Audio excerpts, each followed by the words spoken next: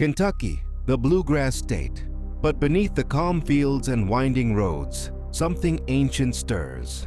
From the quiet hollows of Harlan to the forgotten corners of Louisville, there are places where the air itself holds a secret. Stories whispered through generations, of voices in the woods, lights deep underground, and houses that breathe long after their owners are gone.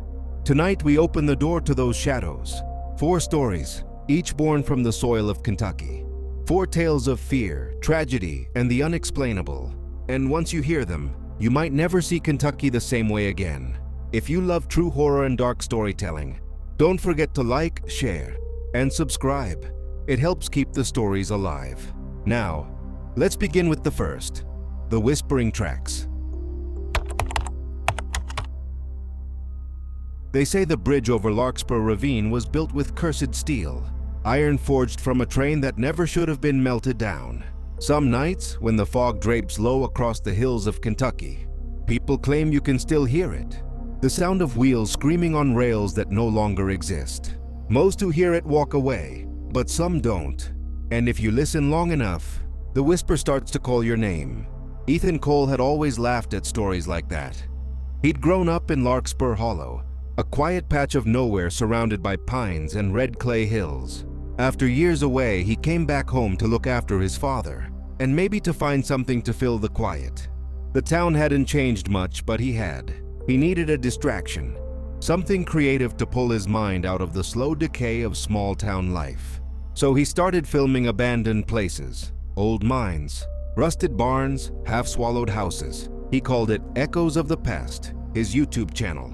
And the bridge, the old trestle over the ravine, would be his next masterpiece. People told him not to go. Every local in Larkspur Hollow had a version of the story. A kid gone missing in the 80s. A couple found dead on the tracks. A sound no one could explain.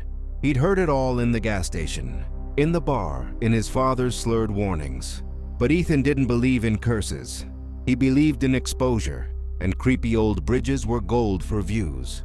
He packed his camera bag that evening. A flashlight, drone, a tripod, a thermos of coffee. The night was clear, cold enough that his breath would fog the lens, but still, perfect for what he needed. The drive out was quiet, too quiet. He noticed it after the second mile. No insects, no night birds, not even the wind through the trees. It was as if the world had pressed mute. The headlights carved a tunnel through the fog, but everything outside it looked smothered, colorless. His phone signal vanished somewhere past the county line. The road curved and twisted, narrowing until it became little more than gravel pressed into dirt. Then he saw it. The bridge rose from the darkness like a black spine.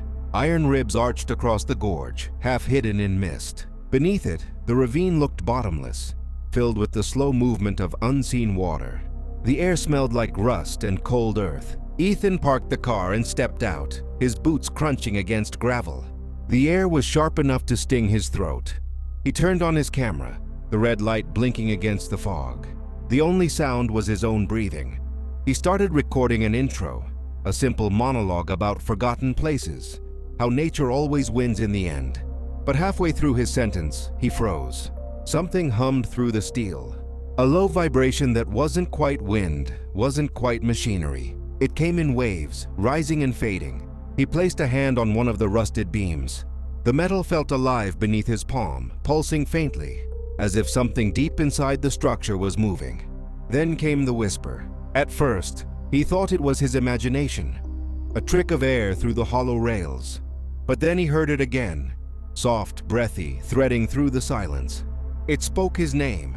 Every hair on his body rose. He swung the flashlight toward the tracks. Nothing, just the beams vanishing into fog. The whisper stopped, leaving only the faint creak of cooling metal. He forced himself to laugh, shaking off the chill crawling up his spine. Probably the wind, maybe an animal. He hit record again and started walking.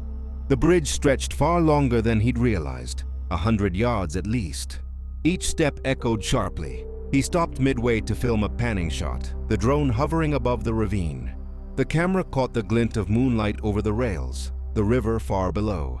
It looked beautiful, in a hollow sort of way. Then the whisper returned. Only this time, it wasn't alone. Dozens of voices layered together, weaving through the air like smoke.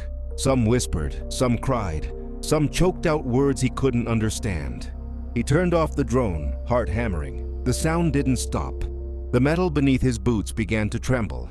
He crouched, listening. Far in the distance, a faint red light flickered.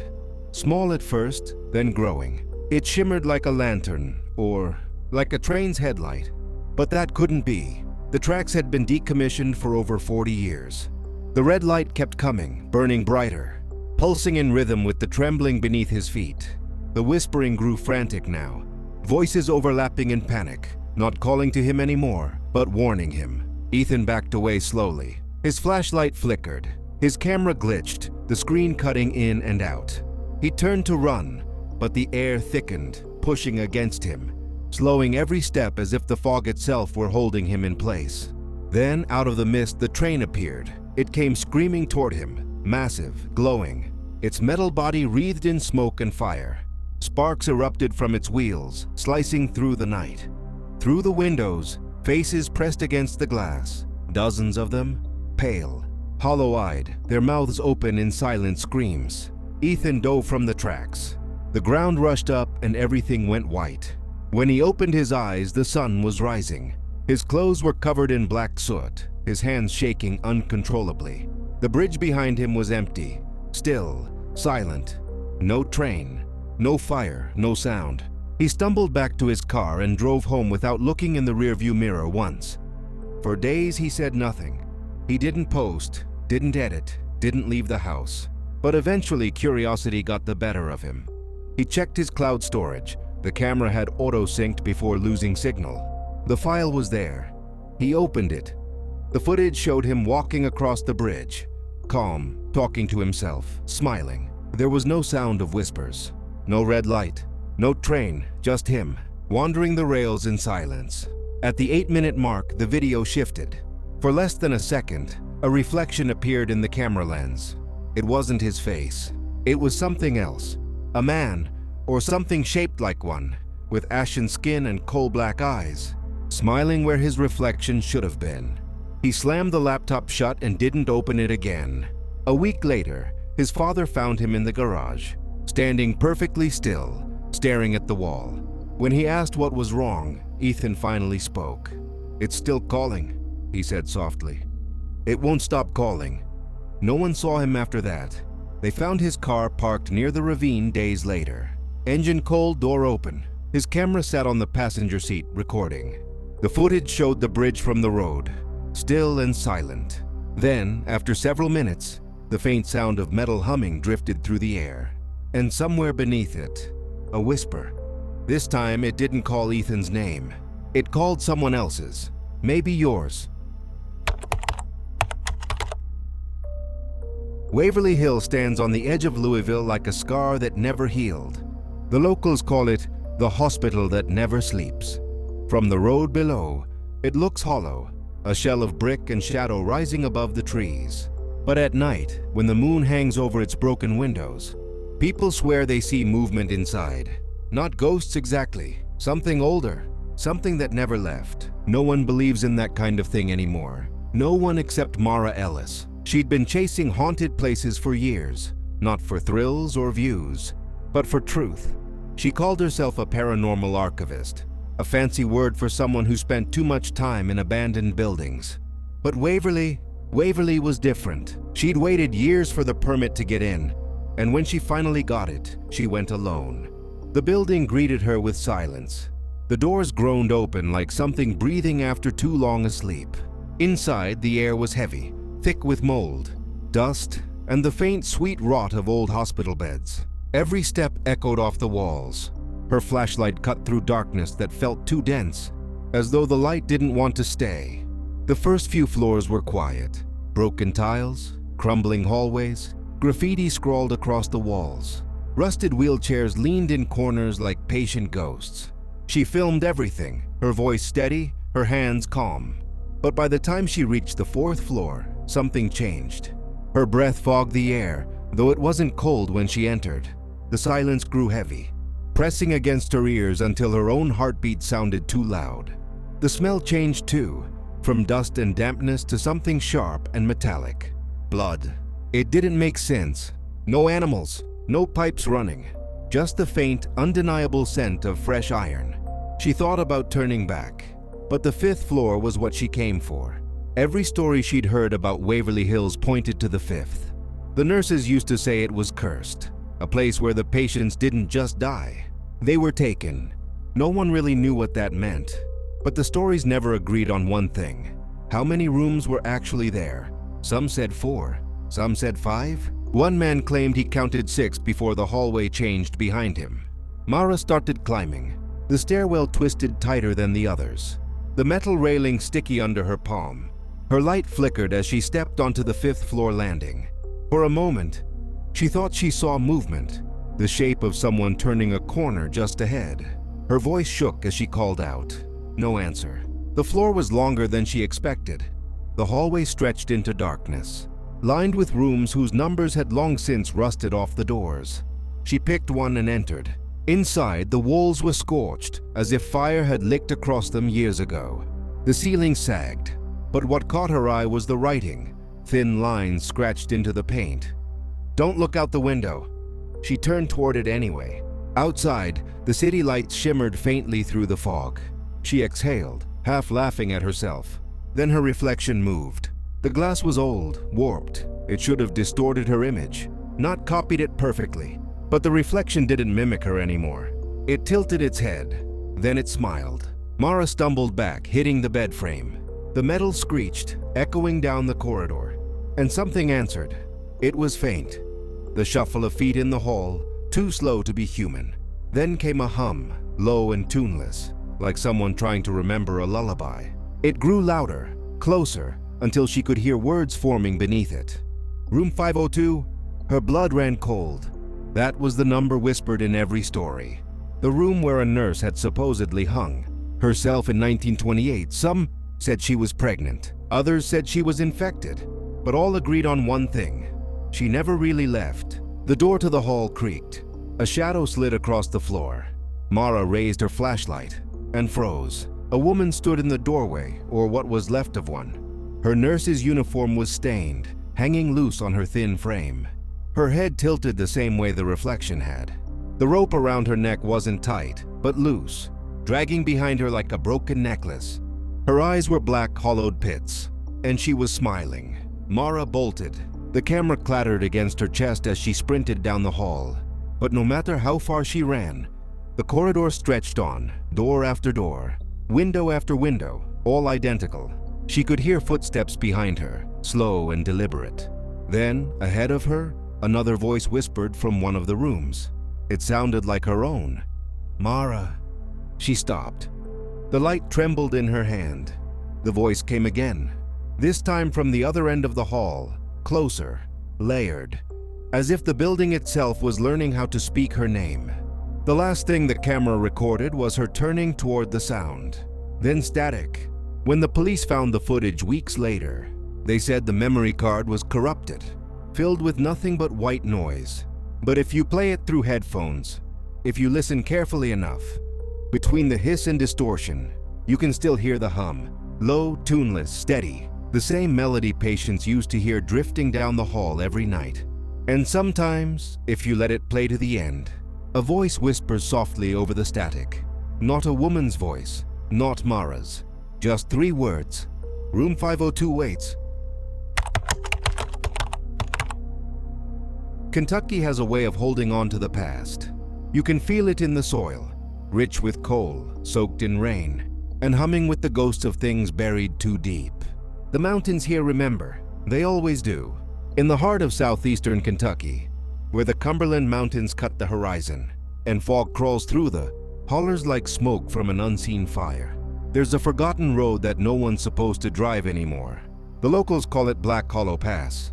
It winds through old mining country, near a place that used to be called Marrow Creek, a town that was swallowed whole by the earth in 1936. No, official records remain.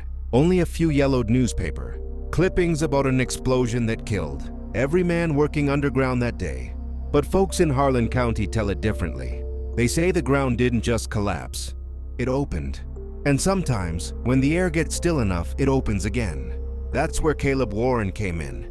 Caleb wasn't from Kentucky. He was an outsider, a geologist from out of state, the kind of man who measured the world in data, not superstition. He came to Harlan that summer on assignment from the State Energy Office to investigate minor tremors along the old mine line. He thought he was studying fault pressure, but the mountains had other plans. From the moment he arrived, the locals warned him not to stay past dark. He'd stop at gas stations, diners. Everyone said the same thing. Don't camp near the ridge. They said it softly, not as a threat, but as a plea. He smiled and thanked them, brushing it off like all scientists do when faced with stories that sound like superstition. That evening, he set up camp just off Black Hollow Pass, near the old service road that once led to Marrow Creek. The air was heavy with humidity, and the smell of wet earth clung to everything. When night fell, the forest came alive with the hum of cicadas, a constant, droning chorus that felt louder than nature should allow. He began his readings, but his instruments started to fail. The ground sensors spiked and dropped erratically. The magnetometer froze, as if something beneath the soil was pulsing energy. Then the cicadas stopped. The silence fell so abruptly that Caleb looked up from his screen. The woods had gone completely still, not even wind through the trees. And then he saw it, a faint glow seeping from the ground about 50 yards away, orange, dim, like a candle flickering beneath the soil. At first, he thought it was some kind of natural gas flare. But as he got closer, the light moved, slowly, sinuously, as if it were alive. It weaved through the ground, tracing the slope toward the valley. And then another light joined it, then another. Soon, a dozen small orbs pulsed beneath the earth, moving in a perfect line, deeper into the woods. He stood there, frozen, watching. His camera caught none of it. No light, no heat readings, nothing. Just darkness. When he checked the footage later, there was one sound, faint but distinct: breathing. The next morning, he found footprints in the soft mud by the ridge. Barefoot, small, dozens of them. They led down into the valley where the old mine entrance had once been. Caleb followed. The shaft was sealed by rusted steel gates. The sign above it had rotted away, but you could still make out the name Marrow Creek Mine No. 7. He pressed his ear to the cold metal, and through the silence of the mountain, he heard singing. It was faint, voices drifting up from below, slow and rhythmic, humming a hymn older than the town itself. The kind miners used to sing when someone died underground. Caleb recorded it, whispering notes into his phone. But when he replayed it, the melody was clearer. Dozens of voices, maybe hundreds, singing in perfect time. Beneath them, something else. A low, steady rumble. Breathing. The air around the mine grew warm, almost feverish. He should have left. Instead, he went back that night. The footage from his body camera shows him cutting the gate and descending. A narrow metal staircase into the dark. The tunnel was slick, collapsing in places, the smell of rust and sulfur filling the air. His light caught flashes of carvings along the wall. Spirals, circles, symbols drawn in soot. At the bottom, the passage opened into a vast chamber. In the center stood an old mining cart, half buried in ash. Surrounding it were helmets, dozens, maybe 100, arranged in a ring, their lamps pointing inward. He whispered something into the camera. "They're waiting." Then came the sound, a deep rhythmic hum that shook the camera. Dust fell from the ceiling. The helmets began to flicker one by one, orange light sparking in their lamps though none were powered. And then they moved. Figures stepped out from the shadows, covered in coal dust, their faces hollow, eyes glowing faintly from within. Their chests pulsed in time with the humming, a light flickering inside their ribs, like coals reigniting after decades. They didn't walk, they swayed. Their mouths opened, singing the same hymn he'd heard through the gate. Caleb stumbled back, screaming, but the tunnel behind him was gone. The passage had sealed shut, replaced by solid rock. The humming grew louder. The ground beneath him trembled. He dropped the flashlight, and for one split second, the beam hit the wall, revealing words scratched deep into the stone. "They never stopped digging." Then the light went out. When his tent was found 3 days later, his phone was buried in the dirt near the ridge. Investigators found only one playable video file, 8 minutes of near-total darkness. But in the background, you can hear the sound of picks striking stone. Not echoes, not playback, real metallic impacts, timed, deliberate, and close. Locals say that sound still carries through the holler on humid nights. And if you park along Black Hollow Pass after midnight, you can sometimes see a faint orange light flicker under the puddles, like a heartbeat. They call it the Lights Beneath Harlan, and every old-timer in Kentucky will tell you the same thing. The mountain never forgot what was taken from it. It's just taking it back. Cane Run Road sits on the outskirts of Louisville, Kentucky, a forgotten stretch of asphalt flanked by fields that should have gone wild long ago. In the evenings, when the fog settles low and the air smells like wet soil, the road looks like it could lead straight off the map. No streetlights, no sounds of passing cars, just the slow creak of trees bending under their own weight. And at the very end of that road stands the Briar House.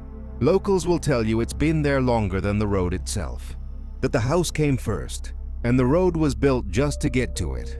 2 stories tall, with faded white paint curling at the edges like old skin, windows blind with dust, and a porch that sags under its own memory.